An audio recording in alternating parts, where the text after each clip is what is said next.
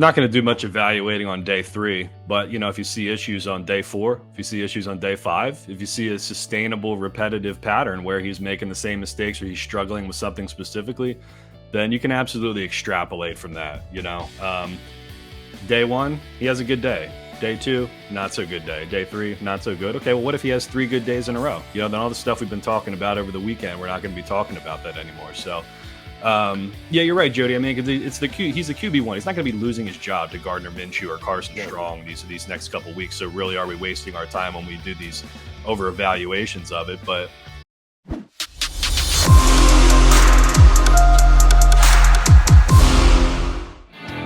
you got Ric Serritella with me, Jody McDonald, here on Birds 365. Johnny Mac is at Eagles camp. Our first and only guest of the day was at Eagle camp over the weekend. Kevin Kinkead from Crossing Broad, their lead writer, good enough to hop aboard with us for a couple of minutes. How was your day at camp, big guy? It was good, Jody. Yeah, I was down there Friday. Decided to drag my butt from Lansdale all the way down to NovaCare. I might as well show up. If I'm going to write enough about the Eagles, I might as well show up once or twice, So, yeah, it was good. It was good. So I think I got enough coffee in me now to make a few coherent points, and we'll be, ready to go, hopefully.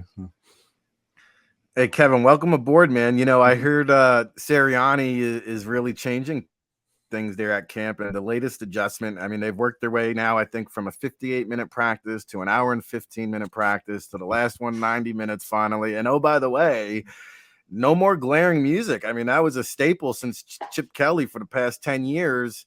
Is that just a focus on having a run, crisp, fast, clean practice? Yeah, it's crazy when I don't think you really realize how fast it is and how brisk it is until you're down there. It feels like you're just getting started and then you hear the whistle and they're done,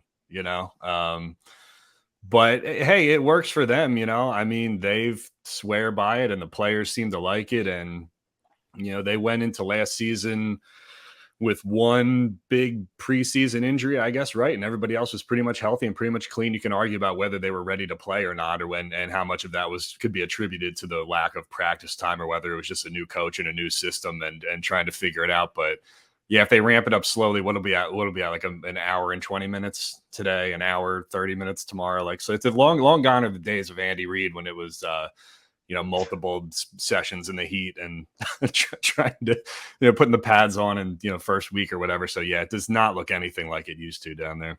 All right, KK, I need your take on how we evaluate Jalen Hurts. Some people get annoyed that we actually keep track of how many footballs do or don't hit the ground, how many interceptions he throws. Do we just chalk it up and say, all right, well, we know he's a starter.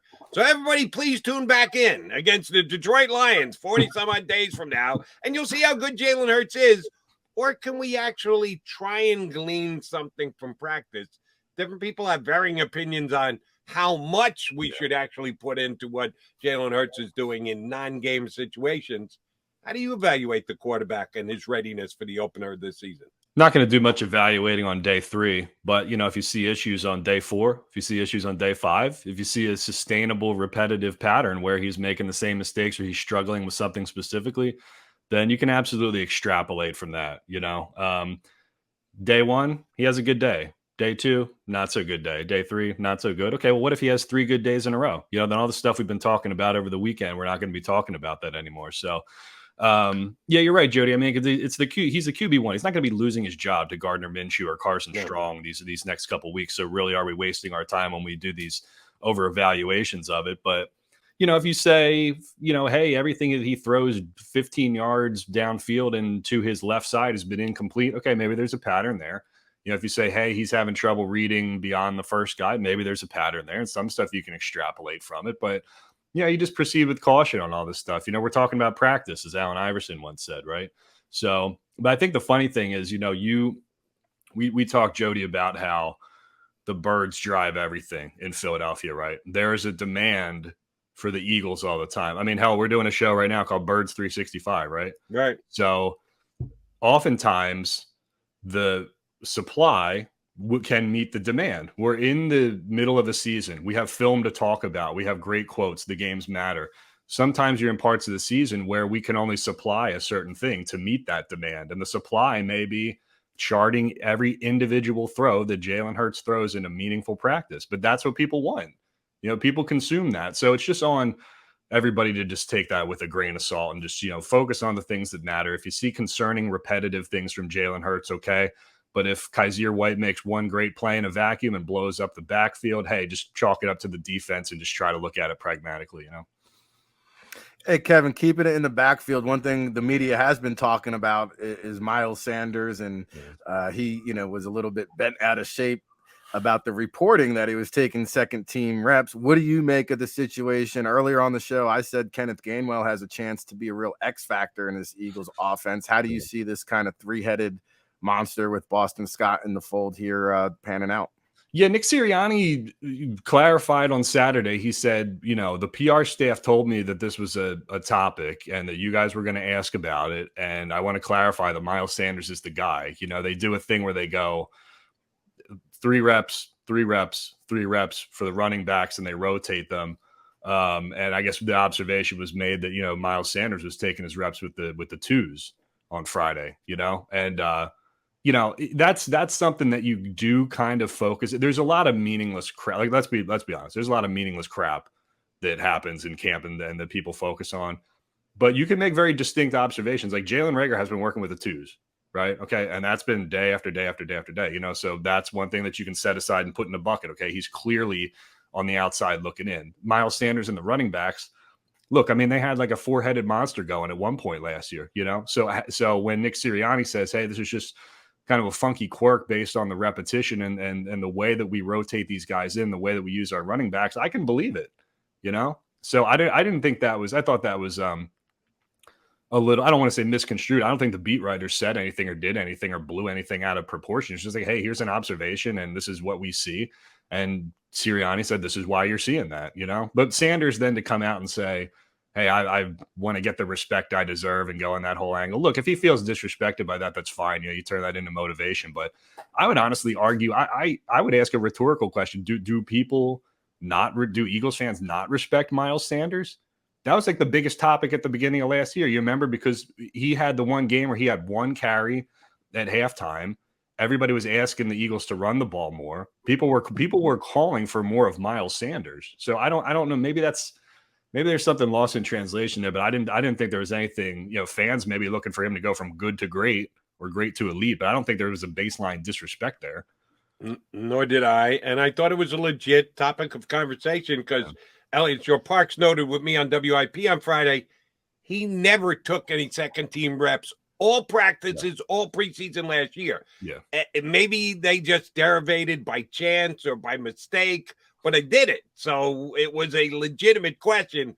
But for Miles to get as nuts as he did about lack of respect, not just reporting, Miles. But isn't that natural too with the way that running backs are used in the NFL these days? I mean, there's so many teams that are just running, different combinations of guys who are using backs by committee. It's a passing league, so like nobody would be surprised. You can have an RB1 who's going to split snaps with a bunch of guys during the regular season. So maybe if that's the way it manifests in training camp, where it looks like the number 2 is taking first team snaps and the number 3 is taking first team snaps, and they're doing this rotating kind of thing, then based on the position and how running back is used in the modern day NFL, that shouldn't surprise anybody, or it shouldn't be concerning to anybody.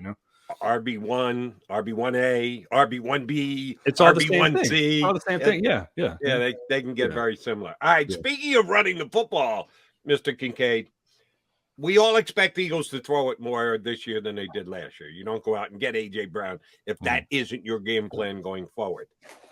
But what happens if we come out of this first 4 games of the season, 4 very winnable games, 4 games that I believe the Eagles would be favored in all 4 of them, and they're only 2-2, and they're scoring less than 21 points a game, and the offense isn't clicking? How fast will the Eagles revert to, hey, what we do best is dry block? So we're planning on making the playoffs this year. We're going RB1, RB1A, RB1B, quarterback 1A, who is an RB3. How quickly will they go back to run first, pass second? Well, I mean, Nick Sirianni would be smart to do that because, if it ain't broke, don't fix it. That's what got him into the playoffs last year. But then it becomes the question, Jody, of what you and me and Jeff and John were talking about last year, and that is one of philosophy. Philosophically, do they believe that you can win in the NFL being a running team? Based on what we know about Howie Roseman and based on what we know about Jeffrey Lurie, I don't think that they want to be a running team or think that they can be the Baltimore Ravens and win a Super Bowl doing that, right? So the question is, do they make a switch to Gardner Minshew or try to make it work with A.J. Brown and commit to this offense that they want to run? And just from a macro level perspective of like, we don't believe in that. So it's the ultimate referendum on Jalen Hurts, really, because you can't use the excuse anymore, Jody, of like, well, he doesn't have enough offensive weapons. He has great offensive weapons. He has weapons everywhere. Devontae Smith, AJ Brown, Quez Watkins, maybe Jalen Reagor works his way back into it. He's got good running backs. Kenneth Gainwell looks good. Miles Sanders wants the respect. So there's not going to be any question of, hey, there's not enough to evaluate. They're going to have plenty to evaluate Jalen Hurts. If he's not playing well and they can't throw the ball, AJ Brown gets frustrated. I would think what they would do is they would go to Minshew or say philosophically, we're just going to get to the end of the season, try to run the ball again, and then we're going to use our draft assets that we kept, use them for a quarterback and try to get back to throwing the ball again. I just don't think, Jody, that they think that they can be a running team and go deep in the playoffs as a running team. Yeah, and I think when you get down 31-0 in the playoffs, running the ball isn't going to help you out too much, right? No, so, no. Now so they're going to have to pass the ball. Jalen Reagor, you mentioned, you brought him up. He's practicing with the second teams. Jody and myself just had a healthy debate as whether should he stay, should he go. How do you see it? Does he make this final roster? Is he involved on special teams? And if he isn't, can the Eagles justify keeping a wide receiver 5 that doesn't play special teams? No, I mean it's yeah. Well, just the optics of having a first round draft pick who's just a punt returner, right? I mean, because let's be honest, nobody's even returning kicks in the first place anymore. So when you say like returner, like you're a special teams guy, like those guys don't exist anymore. Like Devin Hester doesn't exist anymore. I hate to say it because he was my favorite college player of all time, but like Jalen Reagor is kind of like an even lesser version of like a Tavon Austin at this point. Where it's like, you see some flashes here and there and you're like, oh man, I know there's something in there for this guy. Like somebody like, please yank it out of him. But no, I mean, they very obviously have made the point that he's with the twos right now, and I think the Eagles too, like to make a concurrent point with that, I think the Eagles draft so well on the offensive line too, that if you have any guy who's like a first round draft pick or a second round draft pick, who's down on the depth chart, Andre Dillard, Jalen Reagor, I would take whatever you can get for those guys.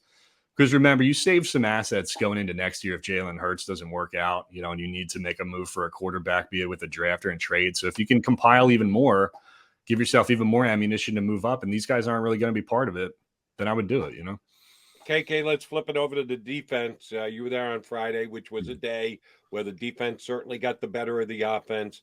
Very good on the outside, making it difficult for Jalen Hurts to complete passes because Slay and Maddox and James Bradbury, the new addition to the cornerback room, played very well and had the guys covered like blankets. I was a Steven Nelson fan last year. I thought he was a really nice late preseason addition. They decided to let him walk away. Yeah, because Bradbury wasn't available yet. The Giants hadn't released him. That's why I was hoping the Eagles kept Steven Nelson. To Howie Roseman's credit, as soon as Bradbury hit the open market, they pursued him. They went after him hard. They got a deal done that they liked in that it was only 1 year. Actually, if he plays as well as he has in the first couple of days of practice, they may bemoan the fact that they only gave him a 1 year deal. Maybe should have locked him up for multi-years because he looked great so far in practice.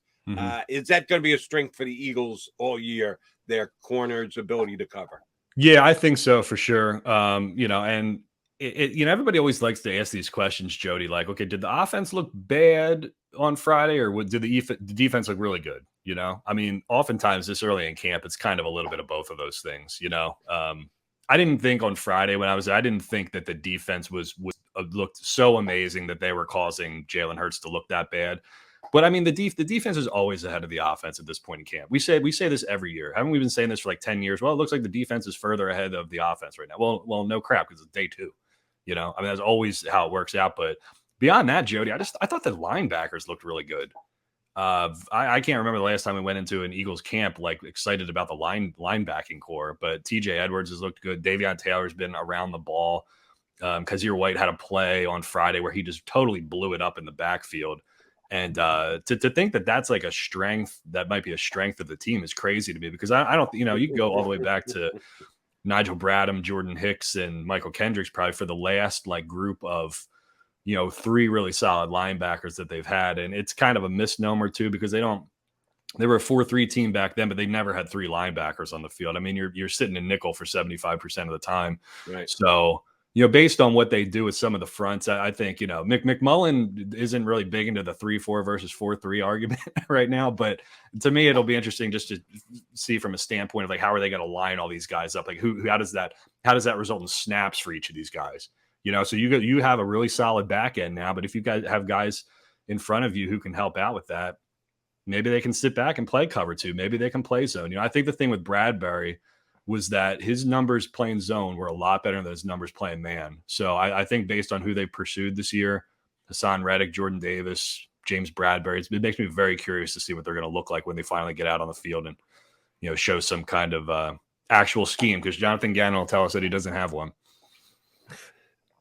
Well, you brought it up 3-4-4-3, Kevin. So let's go down that road, because Gannon made some waves in the media last week by saying, Reddick is going to drop back in coverage when he needs to. And so we heard he could line up as a defensive end in the 43. He could play Sam in the 34. What was your observation on Friday? Where was Reddick spending the majority of his time? I didn't recognize a ton of him dropping back into coverage. I think philosophically, just to think to myself, if you're having Hassan Reddick doing anything but rushing the quarterback, does that make sense? Because he's so good at it. But they did a lot of goofy stuff last year, Rick, where it was like, you got later into the season and they were showing a variety of, like, they would show this 3-man front where they'd have 2 tweeners in there. Patrick Johnson would be up there, and then Jannard Avery. So you had like 2 hybrids who were on the line and then coming off of it. It looked like a 3-3-5 stack, but they sent 5 guys off of it. They did it again where they sent 4. I just think you're going to have this overhang, with 2 linebackers out there. And then you're going to have a variety of guys who we're just going to call an edge. I mean, that's why we have the designation when we go into the draft. Like, they don't know if these guys are linebackers or defensive ends. That's why edge was created in the first place. So, schematically, I don't think I saw anything that's really jumped out to me. A couple bear fronts defensively on Friday, where they have like the 3, you have a guy over the center and both of the guards, right? I think that's important because they weren't that good on first down last year. So if they can keep themselves out of like 2nd and 4 and 2nd and 3 and whatnot defensively, I think they can do more rushing the quarterback. But to answer the question, I tried to ignore where he was, because I think I was just hoping to myself, just let him rush the quarterback. Anything else with Hassan Reddick just seems like it's not the best use of what he's good at, All right, KK, I saw you put a post up about Jason Kelce's statement the other day that when the Philadelphia media thinks we're going to stink, we're great. When we think we're going to be, then we are terrible. McMullen said he was doing it pretty much tongue in cheek, just trying to have fun, but he did say it. And you backed it up with facts of, check out the seasons. It's pretty much what Kelce said. Are we screwed then? Because I would say there's much more positivity around the team right now than there is negativity. Does that mean the Eagles are going to fall flat on their face? Yeah, I hope Jason Kelce's wrong, because based on the hype we're hearing now, they're in line for like a 4-13. Yeah. So, but it is funny, and John's right, because Kelce wasn't saying it as like a dig on the media. It wasn't. I think he was just more asked about expectations. I think it was a generic questions about expectations. You could make that media extension to fans too. I think and you go back year by year, and it's exactly true. Nobody thought they were going to do anything last year. It was a transitional year, 9-8 in the playoffs. 2020, people thought they might turn the corner. Carson might be healthy or whatever. Doug gets fired. 2019 and 2018, people had hopes coming off the Super Bowl. Maybe they get back to the playoffs and repeat. Okay, they had the first round loss, and then they lost the Saints game. So you could say they didn't reach expectations there. 2017, did anybody think they were going to win the Super Bowl? No. 2016 probably turned out the way that people thought it was going to turn out. 7-9, new quarterback, new coach, whatever. The chip years, Those are like a fog. I've tried to forget mostly about those, but people didn't think People didn't think that Chip was going to go 10-6 his first year, and I think I'd argue a split with that. There were Chip devotees right off the bat, and there were Chip questioners. I would say it was pretty split that year leading in. Yeah, well, then you go back Dream Team. Everybody thought the Dream Team was going to be good. They went 8-8. Then coming out of the Dream Team year, I think people thought, okay, we've washed the stink of the Dream Team off. Maybe we'll get it corrected here. And then they went and got Andy fired. So I mean, it does pretty much. there is a pattern there. Jason's onto something when he says that. But yeah, so if he's right, then we'll hope that he's wrong for this year. Else we're going to be in for a long season. Yeah, it's not going to be as good as we thought. Yeah. I got one more question for you before we let you run, KK. Mm-hmm. How long does it take you to come up with 50 hot takes? It's one of my favorite things you do. How often do you roll it out there? About every 3 or 4 weeks? Yeah, no, longer than that. Now it's like 3 or 4 months because I've done so many of those. Is it that long? Damn, It seems like it's up there more often than that. No, well, that's great. If that's the perception, that's great. But I think this one took me a while because, to be quite honest, I'm just running out of takes, man. I was going to say, how long do you have to compile it to be able to come up with 50? I know it gets to be some of them get to be kind of lame after a while because I moved out to the suburbs and most of those columns are kind of like a reflection on what's going on in your life at this time. And I was like having a problem with my lawnmower, so I was like, "Don't buy this brand of lawnmower. Buy this," But it's like there's enough going on in sports that there's enough to formulate 10 or 15, and then I'm like, oh man, what did I buy at the grocery store today that was annoying or whatever. But hey, listen, I'm glad people appreciate that stuff. Most of the times I get like one that people really, really hate, and I hear about it all the time, and then they're like, yeah, but I agreed with everything else. So I'll take 37 out of 50 or 40 out of 50. That's a pretty good number. Yeah, it's always the one that the fans are going to let you know about, right? Yeah, they didn't like the potato take, Jody. The potatoes, I think they're kind of filler. You go get like hash browns at like brunch or something that's just kind of there. Nobody goes to get the hash browns. It's like I'm there for the omelet. But they got to fill the plate with something, so they put some like half-ass potatoes on there, and people. Apparently, there's a lot of potato fans in the Delaware Valley. Chalk me up as one of them as well. If the potatoes are not up to snuff, it does bring the quality of the entire meal down. I know. I'm going to have the whole. I guess I'm a Delaware Valley snob like everybody else. I'm going to have the whole country of Ireland. Just don't make sure they don't see that. Make sure. I didn't even think about that. It could be an Irish thing. Yeah. Make sure 50 hot takes doesn't make its way over to Dublin or Cork or anything like that. So. I lied. I got one more thing I want to touch on with you before we let you go. Non-Eagle related. In the show today, while John was McMullen was still here, Sue Robinson decided, after dragging her feet for weeks to see if the NFL and the NFLPA could come up with a compromise position on Deshaun Watson, today she acts early and comes out with her statement as of 8:20 rather than 9:20. 6 games as of right now. The NFLPA said last night, when it was reported that there would probably be an announcement first thing in the morning, that they will not be appealing. They will accept whatever punishment she comes down with. The NFL, of course, did not respond. They called for the NFL to make that promise as well, that we'll all accept what Sue Robinson said. Now, the NFL knows that they have the hammer and can adjust any way that they want. How do you think this is going to shake out? What do you think the time frame is going to be? Do they just both acknowledge that, yes, we've got a new process and Sue Robinson worked as hard as she did? We'll both accept the 6 games, which seems rather light.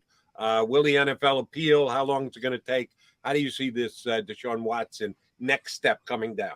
I have to admit, I didn't get to read up on the details of this latest, page in the chapter. But I think from a macro level, when I look at the Deshaun Watson story, like, I don't think anybody's going to be happy or satisfied. I think most people probably said like, oh, 6 is our guess. There's people who will say like, this guy shouldn't play this year. Or they're never forgive the Browns for bringing in a guy like this ever, So I don't. No matter how it plays out, I think there's going to be probably a bad taste left in everybody's mouth. I just think it's like probably an L for the portion of Eagles fans who said, "Oh, you got to go out and get this guy," because like look, if this situation happened in the Eagles right now, say that everything is the same in a vacuum. You go out and get AJ Brown. You got a wide receiver 1. You got a good team coming back. You make defensive improvements. if it was the Eagles, they'd be going 6 games with Minshew, and then Deshaun Watson would be coming in, and then they're still hanging over your head because you don't know how it's going to be resolved. So I don't know. I just wish there was a better process for all this stuff, like streamline this kind of stuff. What is Roger Goodell's involvement? I mean, it's like, seems like you have something like this that happens every couple of seasons or every season. There's always like one big story like this. So I don't really know how it's going to play. I'm very curious to see how it plays out though. But I don't think you're going to, I think no matter what the resolution is, people are probably going to be unhappy one way or another. So. What else is new? KK, always a pleasure. Yeah, again, grass is green and the sky is blue, and and potatoes are just a plate filler. Well, at least that's according to Kevin Kinkead. KK, always a pleasure, buddy. Appreciate it whenever you hop on. Continued success for the site. Have good times whenever you get to camp. Feel free to make fun of McMullen when you get there because he's a potato guy too. So thanks for coming on with us today, buddy. All right, thanks, Jay. Thanks, Rick. We'll do it again. All right, thanks.